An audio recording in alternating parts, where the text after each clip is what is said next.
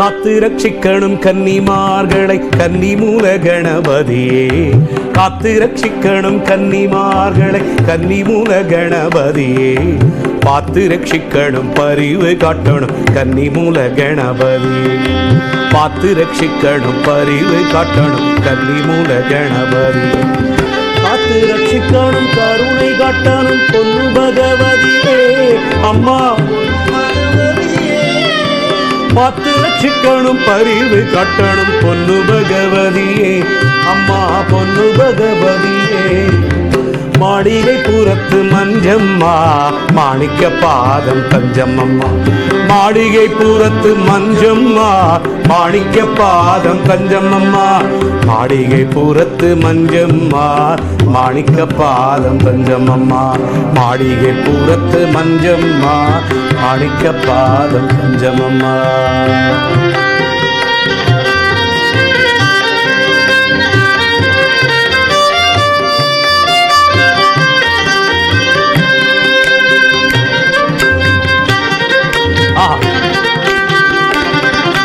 நெய் மணக்குது மெய் இருக்குது சபரிமலையிலே. நெய் மணக்குது மெய் இருக்குது சபரிமலையிலே. ஐயனே உந்தன் அழகை கண்டால் பக்தி பிறக்குது உள்ளத்திலே. ஞான சக்தி பிறக்குது உள்ளத்திலே.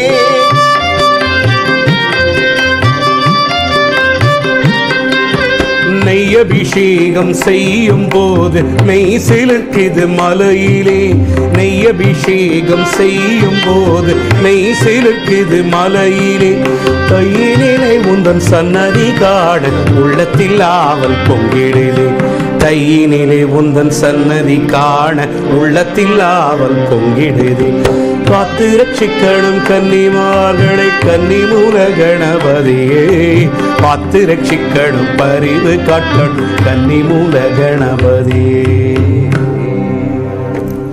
எது தொடங்கினாலும் அது எப்படி விநாயகர் இல்லாமல் போக முடியும் அப்படின்னு அவருக்கும் ஒரு பாடலை பாடிட்டீங்க. இப்போ அந்த மகர ஜோதிக்கு முன்னாடி ஐயப்பனோட அந்த சன்னிதானத்தில் அந்த அரண்மனையிலேருந்து வரக்கூடிய திரு ஆபரணங்கள் இந்த மாதிரி நிறைய விஷயங்கள் இருந்தாலும் அதனுடைய அந்த முக்கியமான விஷயங்கிறது பேட்டை துள்ளல் அப்படின்னு சொல்லப்படுது. இந்த பேட்டை துள்ளல்ல ஏன் அங்கே இருக்கக்கூடிய அந்த பக்தர்கள் எல்லாம் முகத்தில் ஒரு சாயம் பூசிக்கிறாங்க? அதுக்கு பின்னாடி இருக்கக்கூடிய அந்த ரீசன் என்ன? இல்லை, இதில் ஆக்சுவலாக பேட்டை துள்ளல் பார்த்தீங்கன்னா அதுதான் நம்மளுடைய ஸ்டார்டிங் பாயிண்ட் பெரிய பாதைக்கு. இப்போது நான் ஜென்ரலாக நான் சொல்கிறது என்னென்னா, எங்களுடைய குருசாமி எம்என் நம்பியார் குருசாமி சொன்னது என்னென்னா, சபரிமலை யாத்திரை நம்ம ஸ்டார்ட் பண்ணும்பொழுது அந்த இருமுடி ஒன்ஸ் நெய்யை நம்ம நிறச்சிட்டு இருமுடியில் இருக்கும்போது இருமுடி நேர சபரிமலை தான் போகணும். இப்போ நிறைய பேர் பார்த்திங்கன்னா இந்த கோயிலுக்கு போகிறது அந்த கோயிலுக்கு போகிறது அப்புறம் சபரிமலைக்கு போவாங்க. அப்படி போகாமல், ஏன்னா அந்த இருமுடி தலையில் ஏறுத்துனா அந்த நெய் ஐயப்பனுக்காக வெயிட் பண்ணக்கூடாது, ஸ்ட்ரைட்டாக ஐயப்பன்ட்ட போயிடணும். அதனால தான் ஃபஸ்ட்டு பெரிய பாதை நம்ம நடக்கும்பொழுது எருமேலி தான் நம்மளுடைய ஃபஸ்ட்டு ஜங்ஷன். அதில் தான் நம்ம ஸ்டார்ட் பண்ணோம். இந்த பேட்டை துள்ளி ஆடுற வைபவம் என்னென்னா, இப்போ ஒரு டேக் இருக்குது பார்த்திங்கன்னா மனுஷங்களுக்கு நான் ஒரு பெரிய கம்பெனி எம்டி, நான் ஒரு பெரிய பேங்க் மேனேஜர், நான் பெரிய சிஇஓ, நான் ஒரு பெரிய நடிகன், ஒரு பெரிய செலிபிரிட்டி. இதெல்லாம் ஐயப்பன் முன்னாடி நம்ம யாருமே எதுவும் கிடையாது. அதனால தான் இந்த இந்த இந்த போலி முகம் இருக்குது பார்த்தீங்களா, சொசைட்டிக்குன்னு ஒரு முகம் இருக்குது நமக்கு. அதை கம்ப்ளீட்டாக டெலீட் பண்ணிவிட்டு சாயத்தை பூசி மறைச்சி ஐயப்பன் முன்னாடி, ஐயப்பா நான் உன் முன்னால் எதுவுமே இல்லைப்பா, நான் ஒரு பேதை, ஒன்றுமே எனக்கு தெரியாது, நான் உங்ககிட்ட டோட்டலாக சரண்டர் ஆகிட்டேன், இது எல்லாத்தையும் நீ தான் பார்த்துக்கணும் அப்படின்னு சொல்லிட்டு நம்ம டோட்டலாக சரண்டராக தான் நமக்கு வாழ்க்கையில் ஒரு பெரிய பாக்கியம் நமக்கு. அதனுடைய பேட்டை துள்ளும்போது என்ன பண்ணுறோன்னா, நம்மளையும் அறியாமல் ஒரு குழந்தை மாதிரி முகத்தில் சாயத்தை பூசிட்டு ஆடி பாடி அது சாமி திந்தகத்தோம் ஐயப்ப திந்தகத்தோம்னு பாட்டை நம்ம பாடி அந்த பேட்டை துள்ளி ஆடி, ஏன்னா அதுதான் உங்களுக்கு ஸ்டார்டிங் பாயிண்ட், எனர்ஜி மலை ஏறுறதுக்கு. அது விஷயமா தான்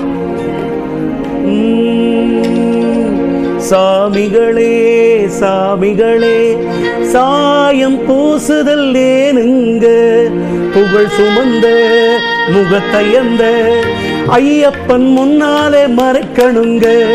சாமிகளே சாமிகளே சாயம் பூசுதல் ஏனுங்க, புகழ் சுமந்த முகத்தையந்த ஐயப்பன் முன்னாலே மறக்கணுங்க.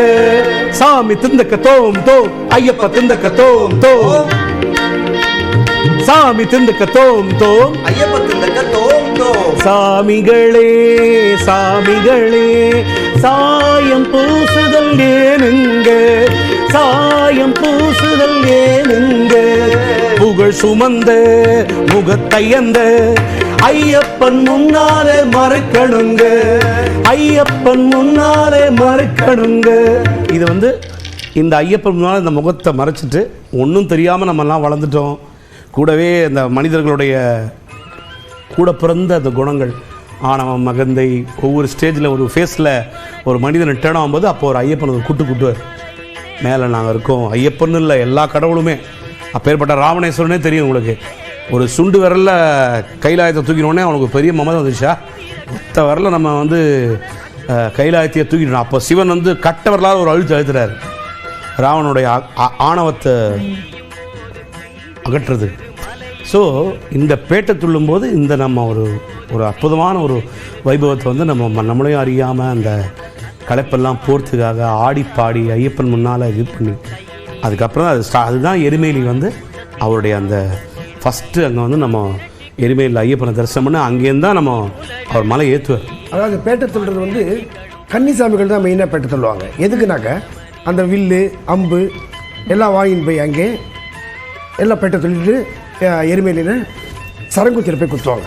கன்னிசாமியாருக்கு நான் வந்திருக்கேன், கன்னிசாமியான்றதுக்கு என்ன ஆதாரம், அதுக்கு வந்து அங்கே போய் சரங்குத்தியில் போய் சரங்கு குத்துவாங்க.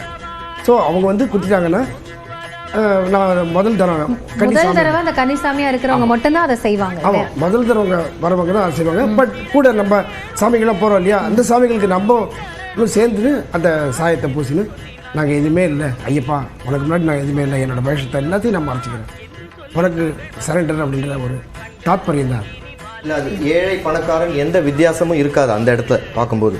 ஒரு முதலாளியும் தொழிலாளியும் யாராக இருந்தாலும் அங்கே ஒன்றா இருப்பாங்க, எல்லாரும் ஒன்றா. அதனால தான் அவர் சொன்ன மாதிரி அந்த எல்லாத்தையும் பூசிண்டு எந்த அடையாளமும் அங்கே கிடையாது. தன்னை மறந்து ஆடுவாங்க. ஸோ அந்த தன்னை மறந்து ஆடும்போது நம்ம யாருங்கிறதே அங்கே மறந்து போயிடும். எனக்கு இவ்வளோ இருக்குது அவ்வளோ இருக்குது அந்த எண்ணமே எதுவுமே இல்லாமல் எல்லாரும் சமத்துவம் சமதர்மம் அந்த சமுதாயத்தை உணர்த்தும் ஒரு தத்துவமாகவும் அது அந்த பேட்டை துள்ளல் விளங்குகிறது. அது ஒரு அதனால தான் என்னோட எல்லா பேகேஜையும் நான் இங்கே வச்சுட்டு இங்கேருந்து போகிறேன் அப்படின்னு சொல்கிற மாதிரியா. அதுதான் உண்மை. அந்த எரிமேலி தான் ஸ்டார்டிங். ஏன்னா அந்த பெரிய பாதை நடக்கிறது வந்து இப்போ சுபாஷ் உங்கள்கிட்ட சொல்லுவார் உங்கள் கேள்விக்கு. அந்த எரிமேலியுடைய ஒரு அற்புதமான ஒரு பேட்டை துள்ளல் தான் நம்மளுடைய energy start of the journey. அந்த களைப்பை மறந்து எல்லாத்தையும் பசியோடும் இருளோடும் கல்லோடும் முள்ளோடும் பனியோடும் வெயிலோடும் அந்த ஃபுல் நடந்து ஒரு நாள் ஃபுல்லாக நடப்போங்க. ஒரு நாள் ஃபுல்லாக பெரிய பாதை நடப்போம். அந்த களைப்பே தெரியாது. பம்பையில் வந்து அப்போ கூட காலை கொஞ்சம் கூட திருப்பி சன்னிதானம் அழைக்கும் போது அந்த ஒரு டானிக் சல்லுன்னு அப்படி ஏறும். அதுதான் இந்த ஒரு பவர், ஐயப்பனுடைய அந்த மாலையோட பவர். அந்த நம்மளுடைய விரதம், நம்மளுடைய பலம், 41 நாள் நம்ம உண்மையாக ஐயப்பனுக்கு இருந்து அந்த நெய்யை நம்ம சுமக்கிறோம் பார்த்தீங்களா, அதில் தான் நம்மளுடைய விரத பலம் அப்படி தெரியும். அது கொடிமரத்துக்கு அந்த கொடிமரத்தை பார்க்குற சீன் இருக்கு பாருங்க, அப்பயே வந்து உடம்புல இருக்க டயர்ட்லாம் போயிடும். ஐயப்பனை பார்க்க போகிறோம், அப்போ எப்படி தானே அங்கே போகிறோன்னு தெரியாது.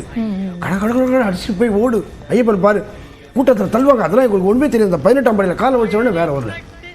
ஐயப்பனை பார்த்துட்டு அந்த ஒரு தரிசனம் இருக்குது பாருங்க, ஆனந்த தரிசனம்.